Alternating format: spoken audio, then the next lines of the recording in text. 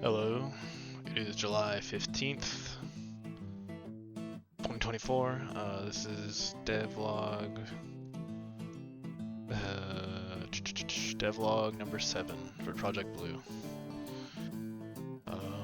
Since last time we spoke, I've done some development on the move sequencer, which I've been talking about the past week or two. I've also done some small changes that I think do a lot to they're like small changes, but I think they're kind of important for how much impact they have. So the first one will be very obvious once I hit play here. The game is now viewed at an orthographic view. Before, the camera was in a perspective wherein it was kind of like a little fisheye, a little more like the human eye or any eye. But now we got orthographic. So I spoke to this before about how as like the character was moving left and right, like the hitbox was like slowly misaligned because it's like a hard set. It's like hard. How do I say? It was matching the X's parity with the model, but because they're like slightly different depths from the camera's perspective, they would like slide out from each other. So there's like sort of a I can't think of it. There's a visual effect wherein like the background and foreground move at different speeds. So it was kind of like that. But now we've got orthographic. We've got this like set like static grid almost of view distance, and you can see now that it reflects pretty well. When I do a punch and I do a kick, like the hitboxes are staying pretty well wrapped around the model, or at least as well as I set them. I think the jab still looks a little jank, but yeah, that looks a lot cleaner. The other thing you might have already noticed as well is the other character. It's not just the other character. When I strafe to the right here, you might notice that Manny is keeping his profile now towards the camera. Before I was doing a rotate, so like so the character on the right currently, or if I like strafe past my character that I'm playing, would have his back turned, sort of like, you know, doing the same stance but just like flipped basically. And you know, if you ever played a fighting game, that's not typically how it's done. I think Mortal Kombat has done that in the past, but generally you want to keep the profile towards the camera so you can still see their face and the their good side eventually. Even if it would be more realistic for them to like maintain a left or a right stance, regardless of the side they're on. Now we get to see them at all times, so that's cool. So those are the small changes I was speaking to. Currently, if you're wondering why the other Manny is like higher up, I just have him further in the background just so that I could like walk past him without having the weird jittery collision. That's something I'll be looking to in the future, but for now, I just easier to have them on like slightly different depths. The last thing, and you know, definitely the bigger thing, but it's a little bit less to demonstrate until I have like a greater fleshed out moveset for this character, is the move sequencer. So, actually I will need to move them on. Let me turn the music down real quick, this is a little loud.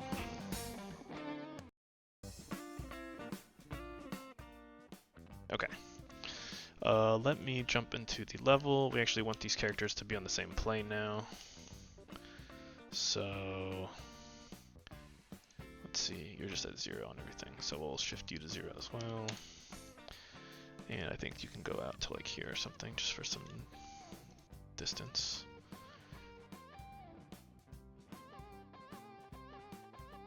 I can't remember if it was actually covered in a previous week or not. I didn't add it to my notes for this week, but I also don't think it was something I added last week, so this might be new too, but like, the characters are actually like flipping now, you know, based on one another, not based on an arbitrary point between them. If that was like in a previous week, I apologize. I don't think I have it in my notes for either week, so. That weird little bounce you saw, that's like some default Unreal physics, and actually what's now happened is my character has bounced into the background and they're no longer aligned, so I have to not do that. But as you can see, we have, I'm actually gonna, let's see, take this, let's open up the camera. Orthographic view is way too big right now. think I was doing that because I was having a hard time fixing a hitbox issue and I needed it zoomed out, but now it's just too much. Let's try 900. Okay, perfect. So yeah, you can see we still have like the collision from last week. There's a little bit of a pushback now. I think I might have only put it on the kick. I can't remember. I didn't notice it on the jab. Looks like there might be a little bit. Yeah, it's a little bit. See, now we're not in range. Oh, interesting. What happened here?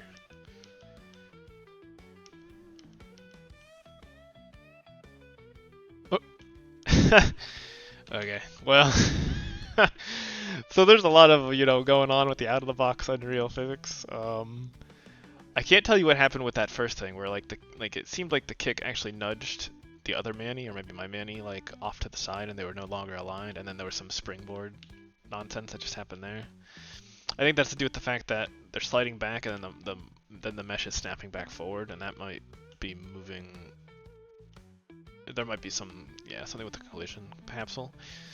Anyway, all things to be fixed in the future. The thing I want to demonstrate is the move sequencing. And so, ignoring that stuff about the mesh location and the capsule location, the capsular, which I misspelled, you might also notice that there are some messages for valid next state set, far jab, and light punch pressed.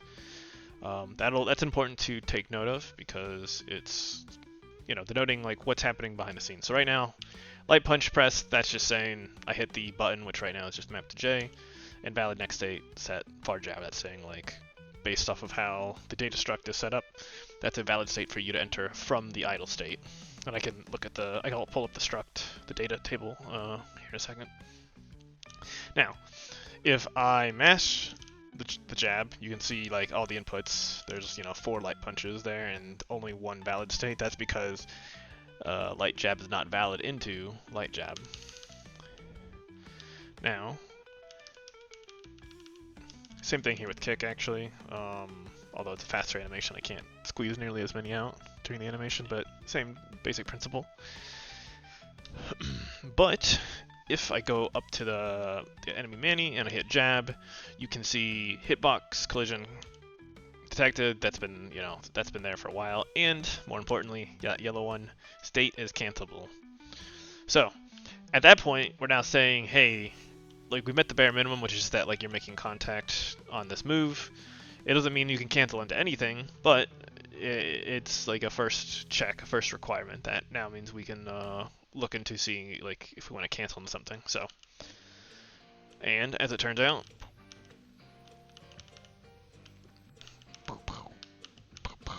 you can see now we've actually got a cancel going on. And actually I should demonstrate that. It's actually a hard requirement. So if I do light punch, and then during the light punch I'm going to mash the kick, you can see none of those kicks went off. But here, if we do it up here and we cancel, and it actually cancels. You might also notice that I'm canceling kick as well. That is real. Kick is also, as it is currently set up, able to cancel into itself.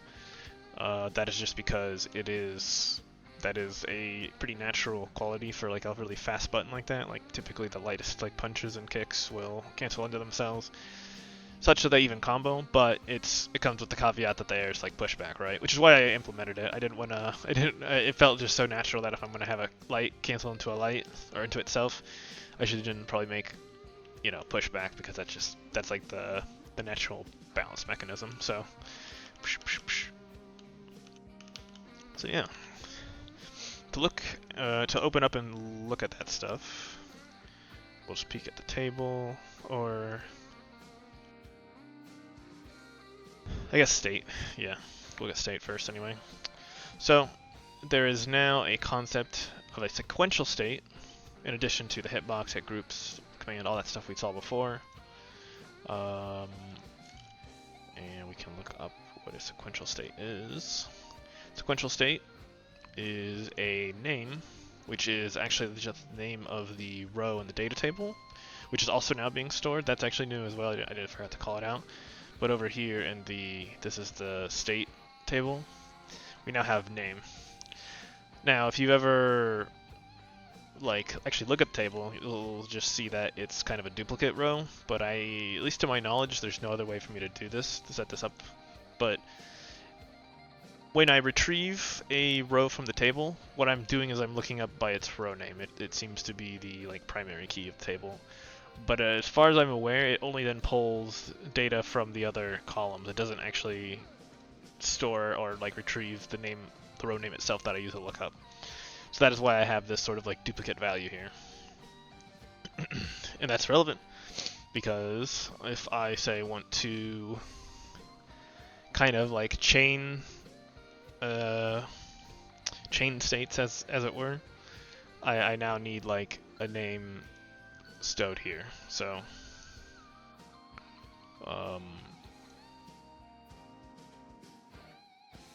and I got to finish that. That doesn't connect entirely. There was another reason, because you could just have the sequential store that value. Okay, let's open it up because I don't remember why I did it that way. Blue sequencer.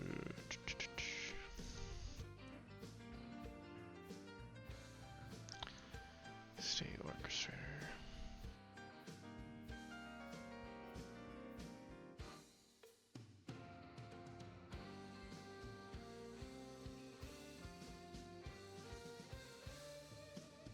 Okay, that's right. Some of this had to do with how I was encapsulating information. So, before I even was making this move sequencer object, a state orchestrator was already storing the state on it. And I think that makes sense if I think of the orchestrator as being the thing that's sort of like overarching, controlling the current state that Manny or whatever character is controlling or experiencing. It would make sense to just have this stored there. Initially I think I was looking at putting it in Manny, but it just felt weird to have the orchestrator doing all this logic with the state, including already storing it, right? Like I already had it implemented, the variable, and then also putting it on Manny. So I had this value state on the orchestrator. Now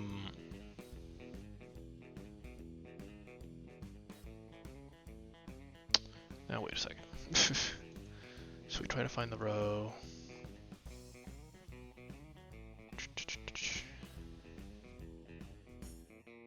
True is state cancelable.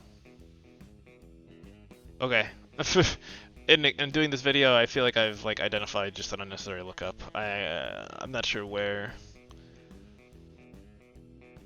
it is that led me to this state, but I'm pulling the state out of the state orchestrator, using its name, and then looking up the state again when I have access to the sequential states. So this definitely is a rewrite, if I had to say, but I'll double check, I guess. I don't want to make like a knee-jerk reaction in the other direction, but I feel like I probably pivoted design ideas here and I lost the thread.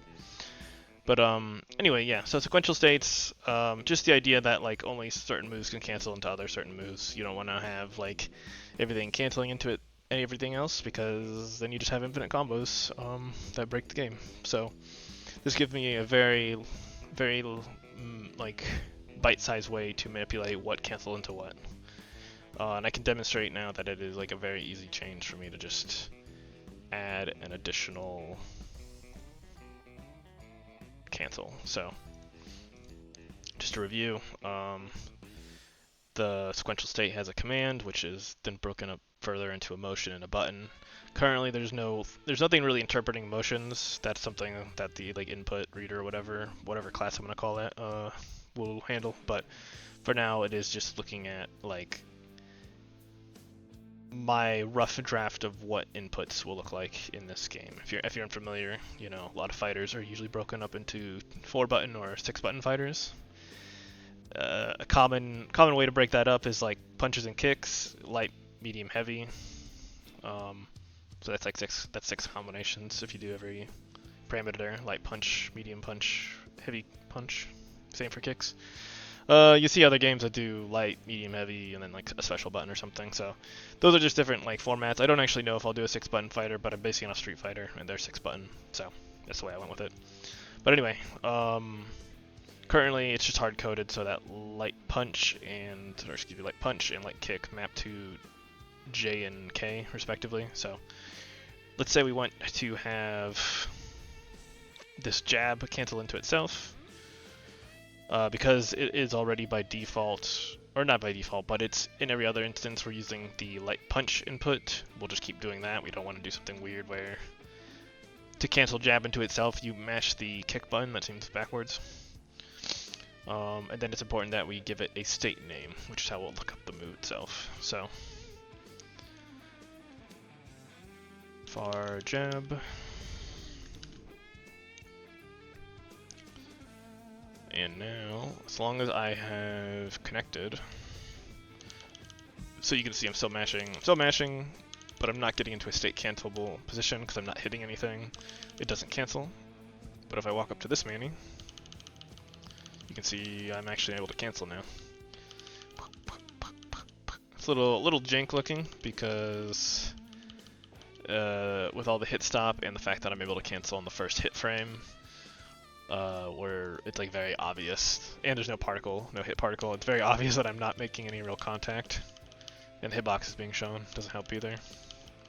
But yeah, the particles will guide that. Better hitboxes would make that better, but I'm not gonna prioritize it for now. We're trying to make the core of the game, not worry about the balance just yet. But yeah. Oh, and there's some issue now where we're not on the same plane anymore. Keep in mind these hitboxes aren't like particularly thick. They're like in Unreal units they're like 0.05. And I guess for a point of reference, the upper square that's encapsulating Manny's torso, that's probably like a 1x1 on the other dimensions, so 0.05 is pretty thin. And any sort of weird collision where we're walking into each other causes it to kind of, the characters to kind of, veer around each other because the physics is trying to like make it look natural. So now now I'm in the background behind that Manny. We're not on the same plane at all. So that's why this happens. That's something to take care of in the future. Yeah. Let me double check real quick. Anything else?